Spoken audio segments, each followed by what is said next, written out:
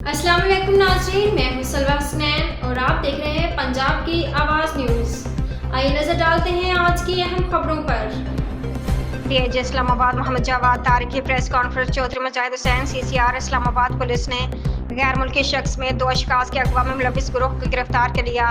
اغوا کاروں کے ہاتھوں اغوا ہونے والے مغویوں کو بحفاظت بازیاب کرانے گئے۔ ڈکیتی کی وارداتوں میں چھینا گیا مال مسروقہ بھی برآمد کر لیا گیا۔ مغویوں کی بازیابی کے لیے تھانہ کرپا کی حدود میں پولیس پارٹی نے ریڈ کیا۔ ریڈ کے دوران پولیس پارٹی پر فائرنگ کی گئی۔ فائرنگ کے دوران پولیس اہلکار محفوظ، جبکہ ملزمان کی فائرنگ سے ہی ایک ملزم زخمی ہوا۔ اسلام آباد پولیس نے 8 ملزمان کو گرفتار کر لیا۔ ملزمان نے تھانہ کراچی کمپنی کی حدود سے اپنے آپ کو سرکاری ملازم ظاہر کر کے غیر ملکی سمیت 2 اشخاص کو اغوا کیا تھا۔